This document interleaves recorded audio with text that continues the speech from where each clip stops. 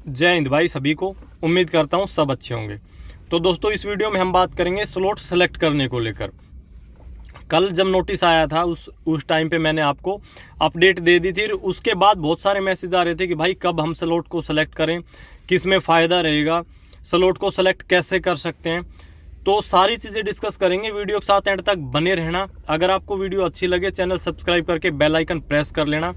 अभी मैं आपको बोल के बता दूंगा किस तरीके से स्लॉट सेलेक्ट करना है, कब का करना चाहिए। कोशिश करूंगा जब लिंक ओपन हो जाएगा एक शॉर्ट वीडियो आपको शॉर्ट वीडियो में बता दिया जाए कि इस तरीके से आप सेलेक्ट कर सकते हैं, यानी किसी का सेलेक्ट करके मैं दिखाने की कोशिश करूंगा। अब इसमें भाई सभी की अलग अलग राय होती है, अलग अलग थिंकिंग है सभी की। अब मैं बताऊंगा भाई अगर मेरा एग्जाम होता तो मैं कब सेलेक्ट करता, ऐसे ही भाई से जान लेंगे इनका एग्जाम होता तो ये कब सेलेक्ट करते।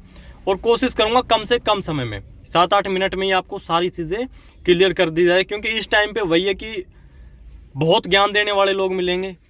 दूसरे दिन करो सेलेक्ट, ज़्यादा नॉर्मलाइजेशन मिलेगा, लास्ट दिन करो ज़्यादा मिलेगा। तो क्या इस चीज़ का फ़र्क पड़ता है या नहीं पड़ता, इस बारे में भी बता दूंगा मैं कि हाँ भाई स्टार्टिंग में ज़्यादा नॉर्मलाइजेशन मिलता है, लास्ट में ज़्यादा मिलता है, इसमें कुछ सच्चाई है भी या नहीं। अब सबसे पहले एक बात क्लियर कर देता हूँ कि स्लॉट सेलेक्ट करना कंपलसरी है। अगर नहीं करोगे तो एग्ज़ाम में नहीं बैठ पाओगे। एसएससी मान लेगी कि एग्ज़ाम देने के इच्छुक ही नहीं है ये कैंडिडेट। तो स्लॉट ज़रूर सेलेक्ट कर लेना। अब आते हैं कि किस तरीके से करना है, आपको वो बताता हूँ और फिर आगे की चीज़ें डिस्कस करते हैं। तो सेलेक्ट करने के लिए भाई एसएससी की ऑफिशियल वेबसाइट पे चले जाना, जो भाई मोबाइल से करना चाहता है। बाकी आप जहाँ से आपने फॉर्म भरवाया कैफ़े वाले से, वहाँ से भी करा सकते हैं। एसएससी की साइट पे जाना है, वहाँ पे अपना रजिस्ट्रेशन नंबर पासवर्ड डाल के लॉगिन कर लेना है। लॉगिन करने के बाद माई प्रोफाइल में चले जाना है। जब आप माई प्रोफाइल के अंदर जाते हैं या माई एप्लीकेशन कहूँगा, एक ही बात है, वहाँ पे जाते हैं तो आपको एग्ज़ाम डेट, शिफ्ट और सिटी वो ऑप्शन दिखाई देगा, उस पर क्लिक कर लेना। तो ग्रीन कलर में जो शिफ्ट है वो आपको दिखाई दे जाएगी, यानी जो एग्ज़ाम डेट सिटी कहूँ वो दिखाई दे जाएगा ग्रीन कलर में।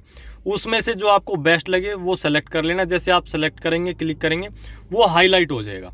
उसके बाद में आपके पास में OTP जाएगा जीमेल पे या फिर आपके टेक्स्ट पे जो नंबर आपने दे रखे हैं। OTP डाल के कंफर्म कर देना।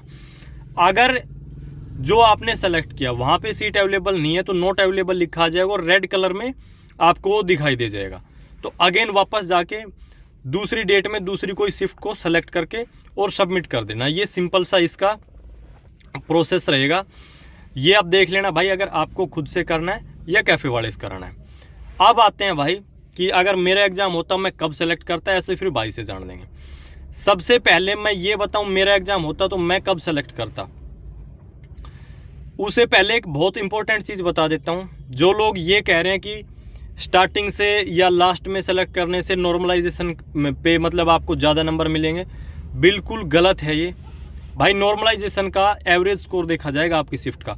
अब टफ शिफ्ट आपकी स्टार्टिंग में भी आ सकती है, मिड में भी कोई शिफ्ट रह सकती है, लास्ट में भी कोई शिफ्ट रह सकती है। यानी आपकी शिफ्ट में जो एवरेज स्कोर रहेगा उसके हिसाब से आपको नॉर्मलाइजेशन मिलता है। और वो शिफ्ट कभी की भी हो सकती है, पहले दिन की भी, दूसरे दिन की भी, उस हिसाब से।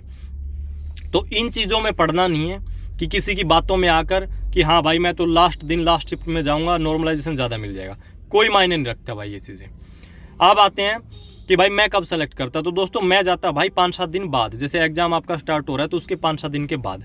मैं लास्ट में नहीं जाता बिल्कुल भी, क्योंकि आप में से मैक्सिमम कैंडिडेट लास्ट में जाना चाह रहे हैं और आप जा सकते हैं। मैं फिर अगेन वही कहता हूँ कि सबका अपना अपना अलग अलग हिसाब है। अब मैं क्यों जाता 5-7 दिन बाद और लास्ट में क्यों नहीं जाता, दोनों बातें बता देता हूँ। जाने के पीछे कारण ये है भाई कि मैं देख लेता पहले दूसरे दिन, एक जेन्युइन रिव्यू ले लेता। फेक रिव्यू वाले बहुत मिलेंगे। दिल्ली पुलिस कांस्टेबल में इंग्लिश सब्जेक्ट आ रहा है ऐसे बताने वाले भी मिल जाएंगे, क्योंकि एक भीड़ बहुत ज़्यादा है ना। उस भीड़ में कंपटीशन सिर्फ 50,000 बच्चों के बीच में है। बाकी तो सिर्फ ये है कि एक आध महीने तैयारी कर ली या फिर ऐसे ही एग्जाम देने चले जाएंगे, फॉर्म अप्लाई कर दिया, घर वालों ने कह दिया दिल्ली पुलिस की वैकेंसी आई है और फॉर्म भर के छोड़ दिया। तो इन फेक रिव्यू से भी बचना है। तो मैं जेन्युइन रिव्यू लेके और पता कर लेता कि हाँ भाई जीके के अंदर इस टॉपिक से क्वेश्चन ज़्यादा आ रहे हैं या कुछ थोड़ा बहुत ऐसा टॉपिक जो मैंने नहीं पढ़ा है वहाँ से क्वेश्चन बन रहे हैं। मैं उनका अच्छे से जितना रिवीजन मेरे से हो सकता था 4-5 दिन में कर लेता। और उन 4-5 दिन में मैं अगर मेरे एक आधे मार्क्स बढ़ा सकता था तो वो बढ़ा लेता। बस मैं ये नहीं कहूँगा बहुत कुछ अब आप कर सकते हो इनमें लास्ट में जाके या मिड में जाके, लेकिन इतना कर सकते थे कि एक आधे नंबर इंक्रीज हम कर सकते हैं, वो भी तब जब आप एक्टिव हो, उन चीज़ों को खोद के निकाल सकते हो कि यहाँ से क्वेश्चन आ रहे हैं और मैं कर सकता हूँ। तब लास्ट में इसलिए नहीं जाता, डेली कुछ ना कुछ ऐसा सुनने को मिलता, देखने को मिलता, यार यहाँ से क्वेश्चन बन रहा है, अब यहाँ से बन रहा है, तो वो पेशेंस रखना बहुत बड़ी बात हो जाती है। लास्ट तक जाते जाते मतलब एक बिल्कुल मेंटली प्रेशर सा हो जाता है। तो मैं जो एक मेरा ओपिनियन था वो मैंने दे दिया, भाई से जान लेते हैं। तो योगेश भाई, आपका अगर एग्ज़ाम रहता, आप कब एग्ज़ाम देते? भाई मेरा अगर एग्ज़ाम होता तो मैं पहले दिन और पहली शिफ्ट में एग्ज़ाम देता। पहले दिन पहली शिफ्ट में। चलो अब आप अपना रिव्यू बता दो कि इसके पीछे क्या कारण है। भाई कई बार क्या होता है कि हम जो है 4-5 दिन रुक के एग्ज़ाम देते हैं, तो हम देख लेते हैं कि पहले किस टॉपिक से क्या क्वेश्चन पूछे जा रहे हैं, और मान लो कि ऐसे टॉपिक से क्वेश्चन पूछ लिए जो आपने स्किप कर रखा है, बिल्कुल आपने पढ़ाई नहीं, आपने स्किप कर दिया, बिल्कुल आपने सोचा कि इसको टॉपिक से क्वेश्चन नहीं पूछे जाएंगे, और उसी क्वेश्चन टॉपिक से क्वेश्चन 4-5 क्वेश्चन आ गए, आपका वही मोरल डाउन हो जाएगा, आपका मन बिल्कुल खराब हो जाएगा, बिल्कुल हौसला टूट जाएगा आपका बिल्कुल। जैसे तो मान लो मैथ्स के अंदर आपने कोई टॉपिक जो है स्किप कर दिया, बिल्कुल आपने सोचा कि यहाँ से नहीं आएगा, और उस टॉपिक से 2-3 क्वेश्चन आ गए, फिर आप क्या करोगे? क्योंकि आप इतने कम टाइम में वो टॉपिक तो पूरा कंप्लीट कर नहीं पाओगे। मैथ्स का तो बिल्कुल नहीं हो पाएगा भाई। और मान लो जीके से भी आपने करंट अफेयर बहुत ज्यादा पढ़ ली और क्वेश्चन आए बहुत कम, 1 या 2 क्वेश्चन आए, फिर आपका मोरल वही बिल्कुल डाउन हो जाएगा, आप कुछ नहीं कर सकते, और आप बिल्कुल हताश होकर एग्जाम दे के आओगे, और आपका एग्जाम इतना अच्छा नहीं होगा। तो मेरा मानना है कि आप पहले दिन और पहली शिफ्ट में अपना एग्जाम दो, बिल्कुल जल्दी एग्जाम दे के और फ्री हो जाओगे बिल्कुल। दोस्तों अब इसका कंक्लूजन क्या निकला? भाई मैंने अपने हिसाब से बताया, भाई ने अपने हिसाब से, तो आपको अपने हिसाब से देखना है। और सारा खेल मैं क्लियरली बता देता हूँ, सारा खेल है भाई कॉन्फिडेंस का। अब हम ज़्यादा कुछ नहीं बदल सकते, सारा खेल है आपके अंदर कॉन्फिडेंस कितना है।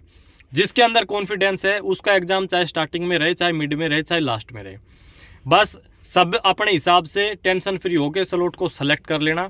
जितने एफर्ट्स आप लगा सकते हैं एग्जाम तक, दिन रात एक जितना आप कर सकते हैं उतना कर दो, बाकी छोड़ दो ऊपर वाले पे।